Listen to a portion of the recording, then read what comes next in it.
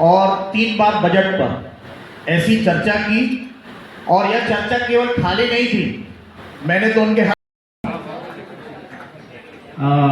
अब मैं यहाँ आमंत्रित करूंगा हमारी विशिष्ट अतिथि आज की, जिनका हम सम्मान कर रहे हैं, हमारे सांसद पूरा अध्ययन करते हैं और निश्चित तौर पर मतलब ये बार बार मौका मिलना, उनके प्रशंसा की।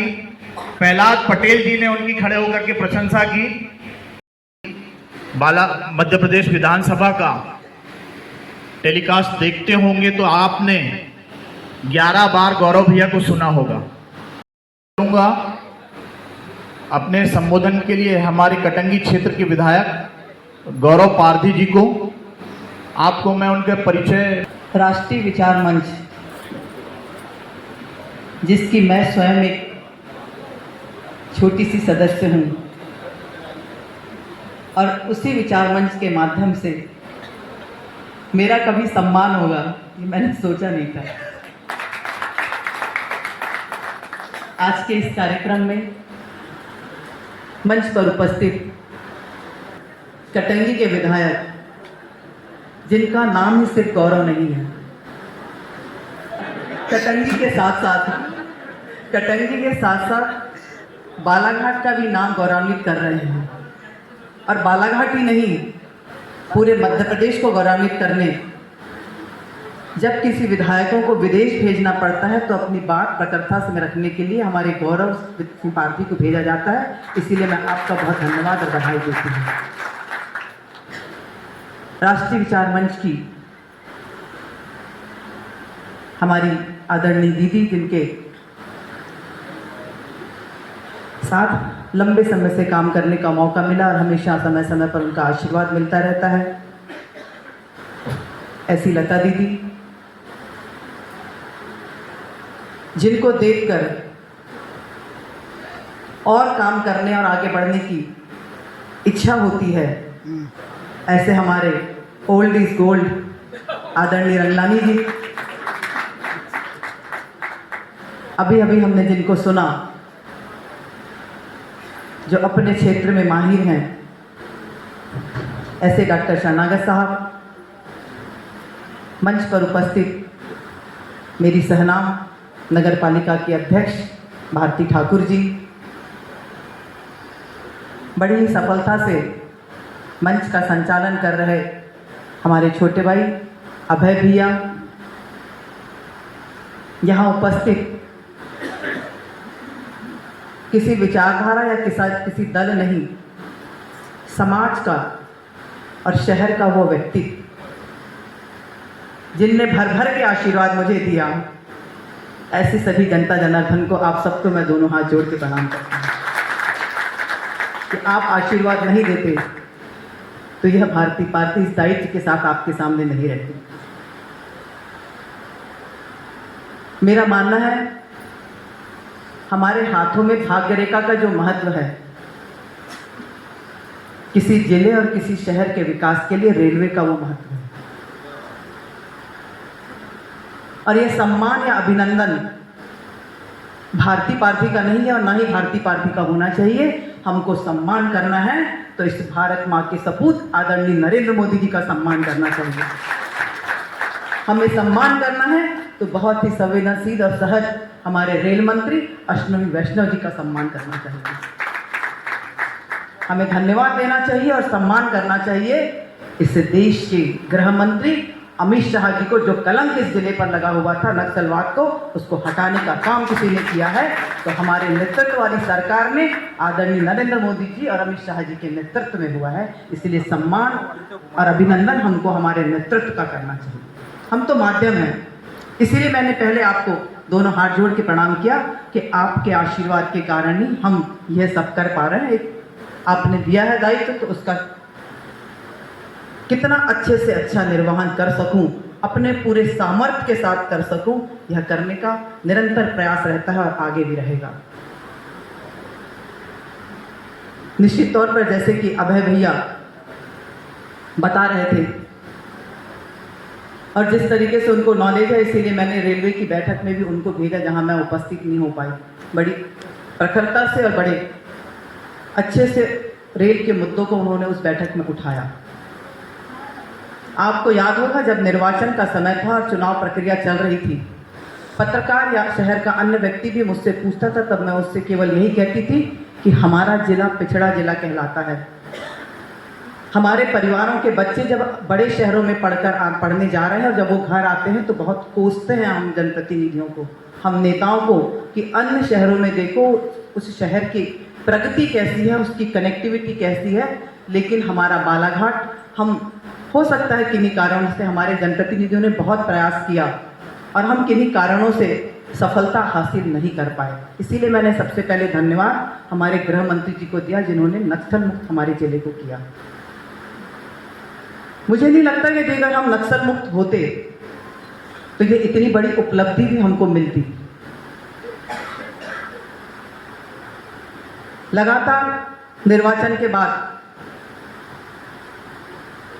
मैं एक ही मांग को बड़ी प्रखरता से करती रही और जब भी मौका मिला, चाहे वो 0 आवर्स है, चाहे 377 हो, चाहे डिमांड फॉर ग्रांट हो, चाहे किसी बिल, तो मैंने केवल एक चीज़ को रखा कि यदि अगर लक्ष्य एक रखेंगे तो सफलता मिलेगी, जिसके लिए मुझे कुछ सुनना भी पड़ा, जिसकी बात को आदरणीय विधायक जी ने बड़े स्पष्टीकरण से कहा कि हमारी ट्रेन लेट होती है, हमको ये ट्रेन चाहिए, हम कुछ नहीं कर पा रहे हैं, सांसद क्या कर रही है। यदि अगर हम अन्य चीज़ों में अपना ध्यान करते और बहुत सारी चीज़ें मांगते तो मुझे नहीं लगता कि मुझे कुछ मिलता, हमारे ज़िले को कुछ मिल पाता। आज हमको दोहरीकरण मिला है, मैं आपको याद दिलाना चाहती हूँ और मुझे कहने में संकोच भी नहीं है। जब जब भी इस देश में भारतीय जनता पार्टी की विचारधारा की सरकार रही है, हमारे जिले को कुछ ना कुछ मिला है। पहले हम वो छुक छुक गाड़ी वाले लता दीदी जो कह रही थी, छोटे से डिब्बे में सफर करते थे नैरो गेज में, यदि अगर हमको ब्रॉड गेज मिला तो केंद्र में अटल बिहारी वाजपेयी की सरकार थी, यहाँ के सांसद प्रहलाद पटेल जी थे, तब हमको मिला। मुझे याद है 1999 में, शायद 99 में अटल जी बालाघाट आए थे, तब उनके सामने भी रेल की मांग रखी गई थी और रेल की बातों को रखा गया था। कितना अंतर होता है बताना चाह रही हूँ। एक बार अभय भैया ने मन से कहा था और एक बार 1999 में अटल जी आए थे, जब उनके सामने बात रखी गई तो उन्होंने कहा था रेलवे का काम, ट्रेन का काम रुकेगा नहीं। ये हमारी विचारधारा का परिणाम है कि हमारे नेता क्या बोलते हैं, इसीलिए हमारे जैसे छोटे से कार्यकर्ता भी उसी विचारधारा को लेकर चलते हैं। सतत प्रयास हम करते रहे, उसका ही परिणाम हमको मिला। मैंने सोशल मीडिया में एक मुलाकात को वायरल किया था, वायरल के उसको मैंने डाला था, जिसको आप सबने देखा। मैं काफ़ी दिन से नक्सल मुक्त हुआ, इसीलिए रोज पर्ची देती थी पार्लियामेंट सेशन के समय कि गृह मंत्री जी से मिलूं। सभी सांसदों को समय मिल गया था और मैं जिस दिन जाती थी उस दिन कोई ना कोई मीटिंग रहती थी। मैं लगातार 8 दिन तक पर्ची भेजते रही, मेल कराते रहे, लेकिन गृह मंत्री जी का समय मुझे नहीं मिला। पता नहीं मन में ऐसा विचार आया कि क्यों ना ट्राई करूं प्रधानमंत्री जी से, और दोनों बार ऐसा ही हुआ। राखी के समय भी मैंने केवल पार्लियामेंट के अंदर चिट भेजी, 10 मिनट के अंदर मुझे बुला लिया गया। तब उन्होंने कहा था, जैसे मैं प्रवेश की, भारती जी गुड़ लेके नहीं आई, जिसका जिक्र मैंने आपके सामने पहले भी किया है। क्योंकि जब वो मेरे चुनाव प्रचार में आए थे तो हमने हमारे यहाँ का जो गुड़, देसी गुड़ बनता है, वो गुड़ खिला दिया था, उनको भेंट किया था। तब उन्होंने कहा था, भारती जी गुड़ खिलाकर भेज रही हूँ, अच्छे से जीत के आना। अब चूंकि मैं सोच के रखी थी कि जब भी मिलूंगी गुड़ लेके जाऊंगी, लेकिन पार्लियामेंट सेशन में मैंने ऐसे ही प्रयास किया कि सारी बहनें राखी बांधने जा रही है तो मैं भी चले जाती हूँ। आपको जानकर आश्चर्य होगा कि जैसे ही मैंने उनके चेंबर में प्रवेश किया, हो सकता है उनके पास चिट चली गई थी, इसीलिए होगा, जो भी होगा, लेकिन गुड़ की बात तो याद नहीं गई थी ना चिट में। जैसे ही मैंने उनके चेंबर में प्रवेश किया, उन्होंने कहा, भारती जी गुड़ लेके नहीं आई। मैं उस व्यक्तित्व को, जिसको मैं हमेशा कहती हूँ कि वो साधारण मानव नहीं है, कोई ना कोई दिव्य शक्ति उनके अंदर है। मैं जिस काम के लिए गई थी वो काम मैं भूल गई और मैं यही सोचने लगी कि इतनी छोटी बात, लोग रोज हजारों लोगों से वो व्यक्ति मिलते हैं, कितने लोगों से मिलते हैं, कितने देशों में रोज बात चलती है, मेरे जैसी छोटी सी कार्यकर्ता की वो बात उन्हें याद रही।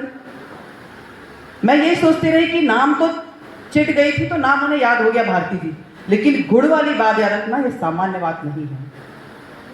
ऐसे ही जब अमित शाह जी का समय नहीं मिला, मेरे पास एक बुकलेट थी, किसी दूसरे काम के लिए मैं गई थी, मैंने उनके पास भेजा, आधा घंटा मुझे इंतजार जरूर करना पड़ा।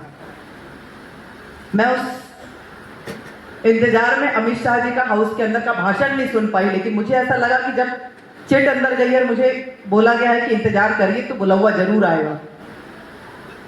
बुलौवा आया, उन्होंने 5 से 7 बार मुझे बैठने कहा, लेकिन मेरी हिम्मत नहीं थी कि उस महामानव के सामने मैं बैठ पाऊं। जब मैंने उन्हें बताया कि हमारा जिला नक्सल मुक्त हो गया है और हमारे जिले के व्यापारी, हमारे जिले का लोग भी चाहता है कि हम भी विकास की धारा से जुड़े, मैंने उन्हें बताया कि हम बड़े मुश्किल से नेरो से ब्रॉडगेज में आए हैं, ना हमारे पास अच्छी रोडें हैं, ना ही हमारे पास रेल है, ना ही हमारे पास वायुयान है या कुछ वायु सेवाएं हैं। मुझे जानकर आश्चर्य होता है, अब ऐसा लगता है कि वो मेरी बात को बहुत ध्यान से सुन रहे थे। और आपने देखा भी होगा, जो प्रोजेक्ट या जो बुक लेके मैं गई थी उसको बड़े ध्यान से वो सुन रहे थे और समझ रहे थे। 7 से 8 मिनट हमारी चर्चा हुई और मैं उनका धन्यवाद देकर आ गई। लेकिन सेवा तीर्थ की जब पहली बैठक हुई और हमारे रेल मंत्री जी ने हमारे दोहरीकरण की जो घोषणा दी करी, तब तो मैं किसी इंटीरियर में थी, मुझे जानकारी भी नहीं थी। मुझे सबसे पहला मैसेज और फोन सत्यनारायण अग्रवाल गुरु भैया का आया कि भाभी, मेरी माँ टीवी देख रही थी और उनने बोली नीचे कुछ पट्टी आ रही है, देख। तो उन्होंने तुरंत फ़ोन मुझे किया और वो बात भी अच्छे से नहीं हो पाई। तब फिर मैंने तुरंत अपने पीए को और सबको कहा देखो, और बैठ के हम लोग गूगल करने लगे, न्यूज़ देखने लगे, सारी बातें आई। तब मुझे आश्चर्य हुआ कि इसीलिए मोदी जी मेरी बात को इतनी गंभीरता से और ऐसा सुन रहे थे।